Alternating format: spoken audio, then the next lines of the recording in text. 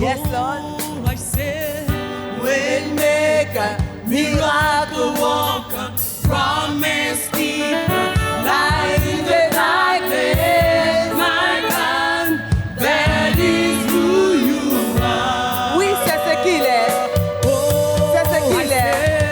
Waymaker, miracle worker, promise keeper, light in the darkness, my God, that is who you are. Tu es en langue français. Agissons parmi nous. Yes, Lord. Nous t'adorons. Oui, nous voulons t'adorer ce matin, Seigneur. Nous t'adorons. Nous sommes là pour t'adorer, pour te servir. Tu es là.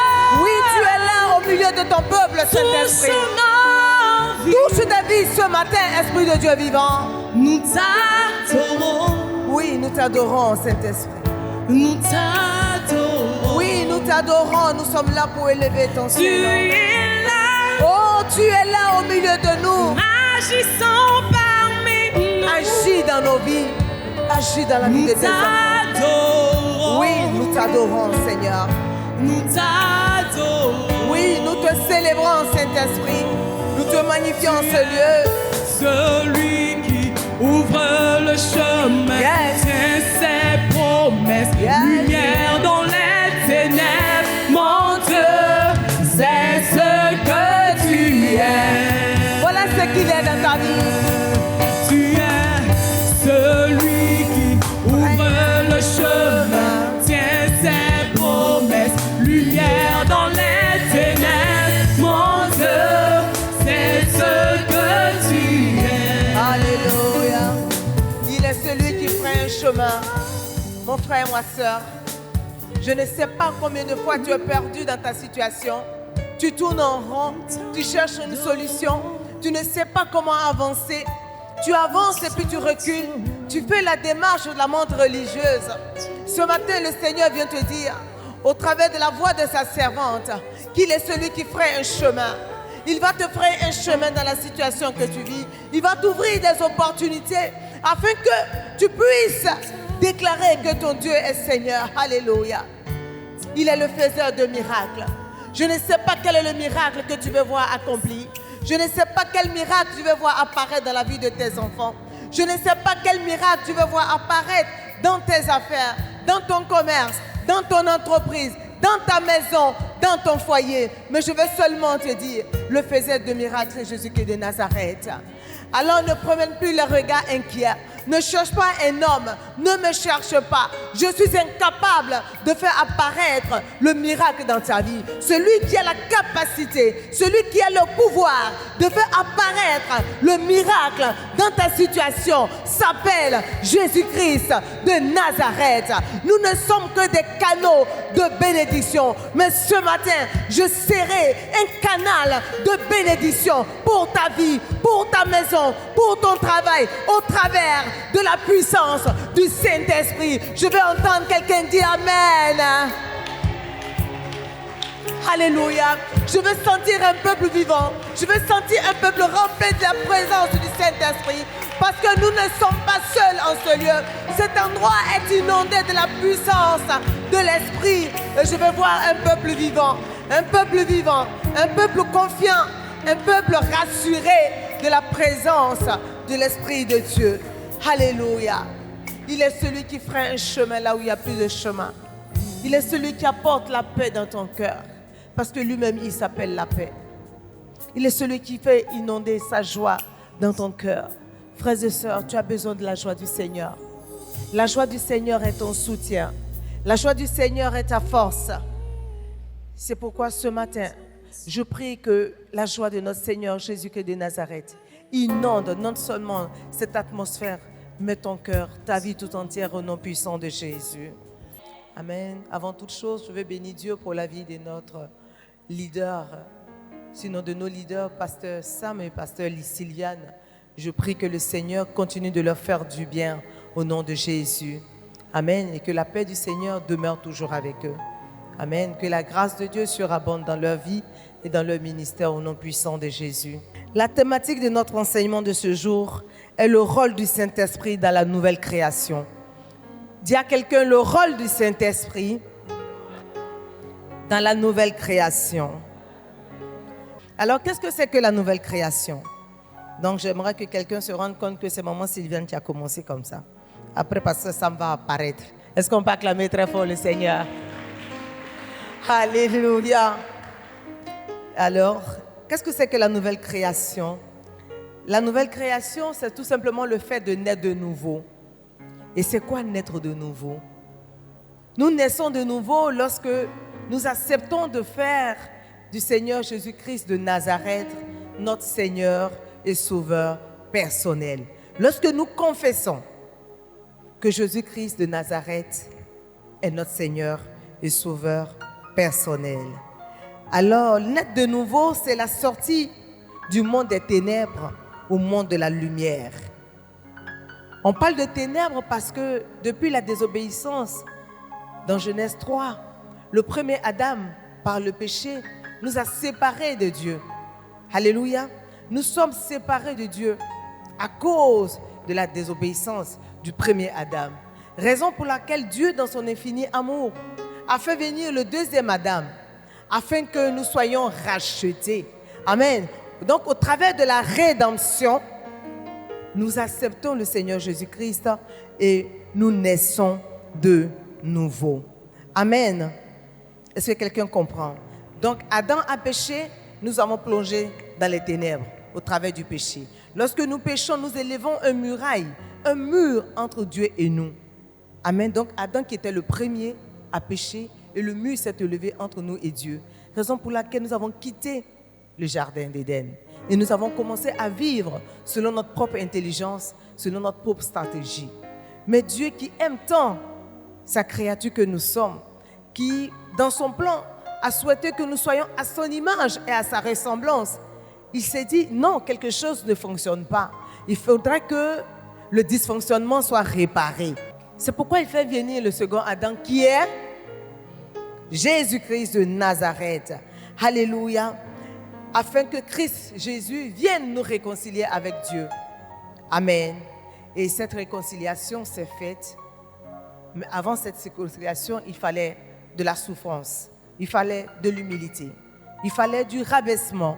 Il fallait du brisement. Il fallait de l'abandon. Il fallait du rejet. C'est pourquoi je vais dire à quelqu'un, lorsque à un certain moment de ta vie, tu expérimentes le rejet, ne baisse pas les bras. Lorsque tu expérimentes l'abandon, ne baisse pas les bras. Je suis venu te dire, c'est le moment où tu dois encore te lever et tenir debout, et tenir fermement face à l'adversité, parce qu'il y a quelque chose de glorieux qui arrive. Amen. Oui, ton Seigneur Jésus a été abandonné. Il a été abandonné par ses disciples. Tous l'ont renié. Même Pierre l'a renié en une journée 3 fois. Seules les femmes sont restées, rasant les murs autour de lui pour l'accompagner. Tu seras aussi abandonné. Tu seras aussi rejeté. Tu seras aussi brisé à un certain moment de ta vie. Alléluia. Mais lorsque le brisement arrive, il ne faudrait pas que tu te mettes là à ramasser ta main pour mettre sur ta tête et à commencer à pleurer comme une femme bêtée, ou une femme gourou, ou une femme guérée. Alléluia. Nyanwa, lago. Comment on dit? Je suis fini. Oh. Allô?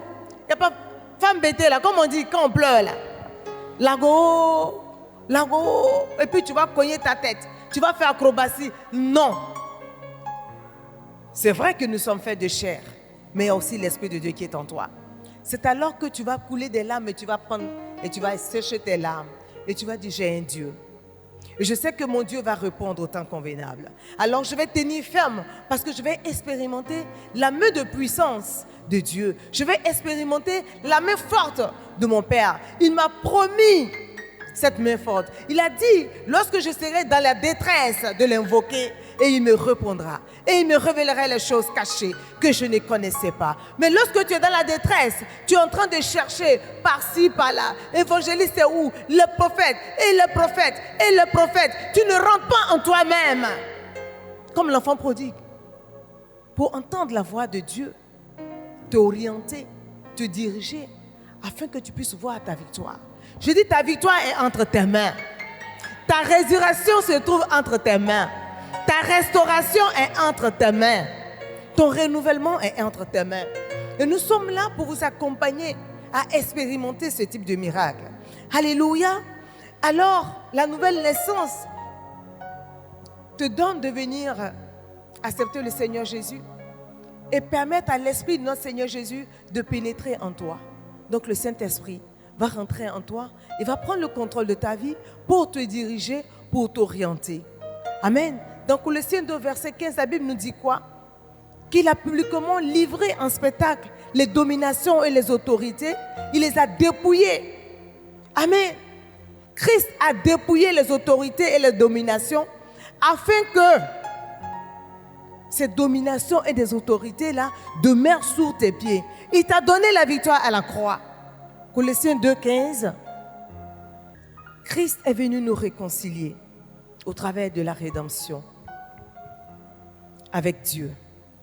Et tu dois avoir l'assurance que tu as été racheté, que tu n'es plus ténèbres, mais tu es lumière, que tu n'es plus un pécheur, mais tu es justice, parce que la justice de Dieu est en toi. Et tu as la capacité de manifester cette justice divine. Colossiens 2, verset 15. Yes.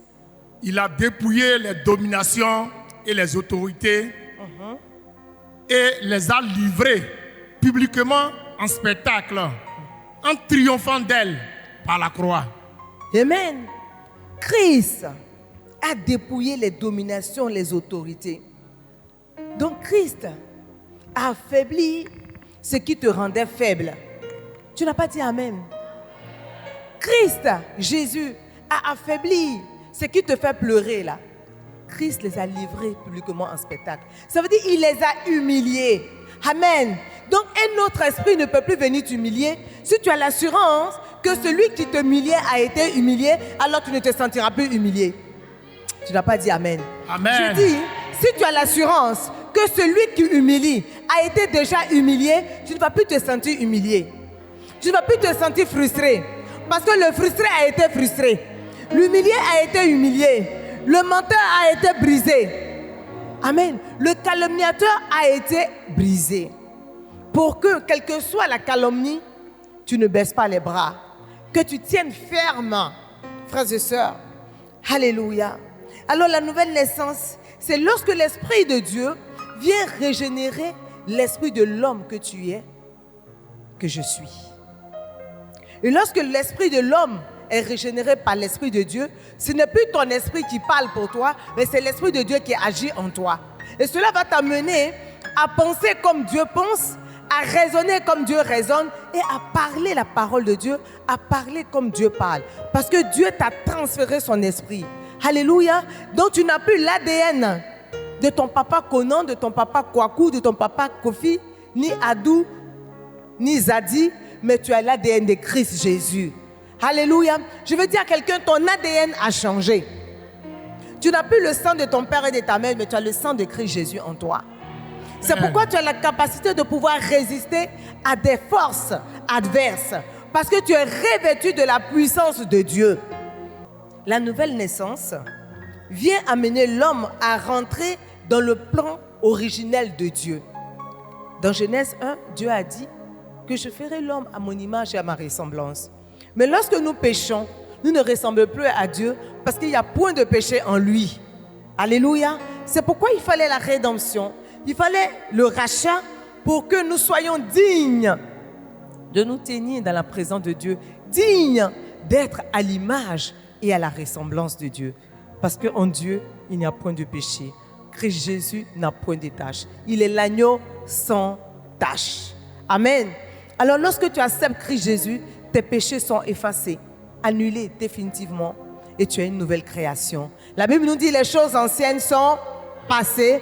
Voici, toutes choses sont devenues nouvelles. 2 Corinthiens 5, versets 17 à 19.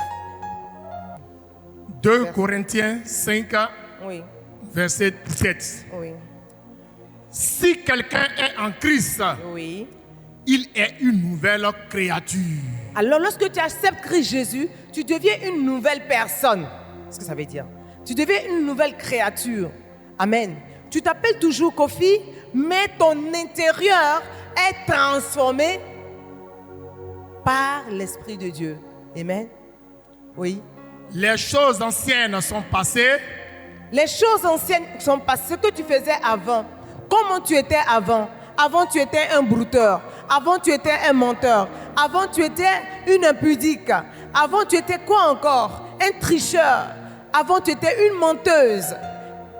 Une pafloteuse, comme on dit en Côte d'Ivoire. Mais lorsque tu acceptes Christ Jésus, il te nettoie. Ton mensonge inutile est fini.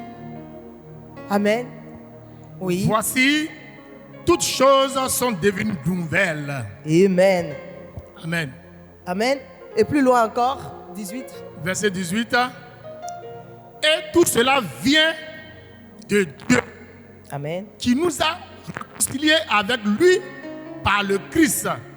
Amen. Et qui nous a donné le ministre de la réconciliation. Amen. Donc Christ est venu pour nous réconcilier avec le Seigneur, notre Dieu, notre Créateur. Amen.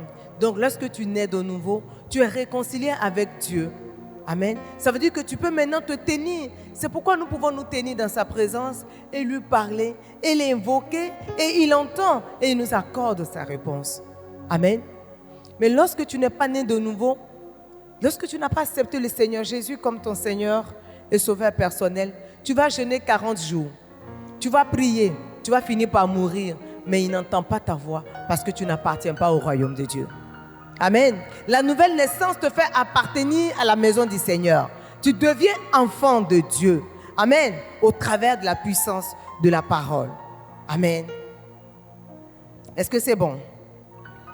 Est-ce que c'est bon? Donc la nouvelle naissance témoigne alors de la présence du Saint-Esprit dans notre vie, en nous. Lorsque nous naissons de nouveau, le Saint-Esprit vient loger en nous, vient faire de nous son habitat. Ça veut dire sa maison.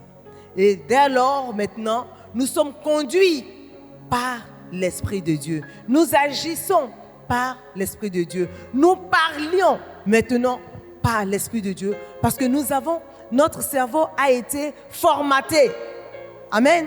S'il y a des informatiques, notre cerveau a été formaté par l'Esprit de Dieu et donc notre raisonnement change. C'est pourquoi parfois tu vois des frères et sœurs 10 années de chrétienté, mais ta vie ne change pas. Ton raisonnement est le même. Tu es toujours méchant ou méchante. Tu es toujours hypocrite. Tu es toujours le jaloux que tu étais. Mais est-ce que réellement tu as accepté Jésus-Christ? C'est cela. Parce que ton ancienne nature doit sortir de toi. La Bible nous dit, les choses anciennes sont passées. Donc si tu es né de nouveau, et puis tu continues de vivre ton ancienne vie, mon frère, ma soeur, aujourd'hui tu vas encore accepter le Seigneur. Tu vas renouveler ton alliance. Il est important. Toi-même tu regardes à ta vie. Tu dis, ça fait 10 ans que je marche avec le Seigneur. Ça fait 3 ans que je marche avec le Seigneur. Et je n'arrive pas à abandonner mon ancienne vie. Je n'arrive pas à abandonner mes anciennes pensées, mon ancien raisonnement. Je suis toujours dans la peur et dans la crainte. Je pleure toujours parce que je suis célibataire. Je dis non, l'âge avance. Mais lorsque tu es en Christ, tu vas savoir qu'il y a un plan pour chacun de nous. Tu vas savoir que si tu n'es pas marié, c'est parce que ta cote n'est pas encore disponible. Et que celui-là te fera venir ta cote au temps convenable. Tu vas savoir qu'il y a des mariages qui tuent.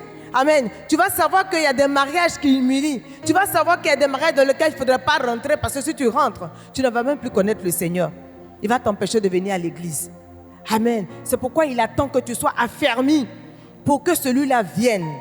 Parce qu'il veut trouver quelqu'un qui va aimer le Seigneur comme tu l'aimes pour te l'apporter. Mais tu ne vas pas être là à jalouser tes soeurs et tes frères qui sont mariés. Quand tu les vois, et moi-même, quel jour. Non, tu ne dois pas raisonner comme ça. Tu dois être en joie en voyant des couples autour de toi. Heureux. Parce que chaque être humain a sa saison. Tu n'as pas dit Amen. Alors la nouvelle saison t'amène à la transformation. Amen. La nouvelle naissance nous transforme et nous permet de ressembler à Christ Jésus. Nous donne d'imiter réellement, d'être de véritables imitateurs de Christ Jésus, comme nous l'a conseillé Paul. L'apôtre Paul nous a dit dans 1 Corinthiens 11, verset 1, « Soyez mes imitateurs, comme moi, Paul, je le suis de Christ. » Donc, lorsque nous acceptons le Seigneur Jésus-Christ de Nazareth comme notre Seigneur et Sauveur, nous naissons de nouveau. Amen.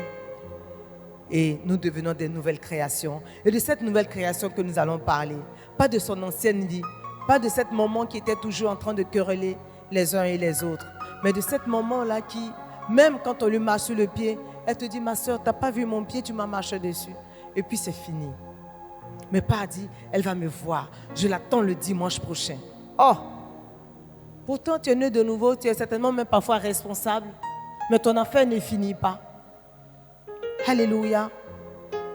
La nouvelle naissance, lorsqu'on prêche la nouvelle naissance, on trouvera un jour pour prêcher là-dessus. Tu vas voir que chacun de nous certains vont commencer à pleurer parce que tu vas te dire, mais Seigneur, est-ce que je suis réellement né de nouveau? Vu ce que je fais à mon mari, je ne suis même pas tolérante. Je l'engueule seulement. Il dit, chauffe ma nourriture, je parle sur lui. Est-ce que tu es né de nouveau? Même s'il est arrivé tard, tu dois lui servir son plat chaud. Je vais entendre une femme mariée me dire, bon, amen. L'amen est faible, hein? Amen. Les maris, donnez de bons amen. Parce que vos épouses doivent vous servir des plats bien chauds. Amen. Madame Zéré, même s'il a duré au travail, l'inspecteur lui a donné du travail, il est rentré, tu l'as appelé, viens, on va dîner. Il dit, j'arrive. Quand il arrive là, c'est avec le sourire. On ne va pas lui dire, pourquoi tu arrives aussi tard? Mais je t'attendais depuis. Mais tu es passé où? Tu t'es arrêté où? Non. Non. Il y a des multitudes de femmes. Et puis il dit, c'est toi là. Femme Baoulé, Agni, Wobé ou quoi là, c'est toi que je veux. Amen. Donc quand c'est comme ça, avec le Saint-Esprit, qu'on peut gérer, qu'on peut se contenir. Sans le Saint-Esprit, il est impossible à un chrétien de vivre une vie victorieuse. Il est impossible, sans le Saint-Esprit, de vivre une vie de triomphe. Il est impossible, sans le Saint-Esprit, de vivre une vie de gloire. C'est avec l'Esprit de Dieu que nous expérimentons ces victoires de jour en jour, les succès de jour en jour, dans le nom puissant de Jésus.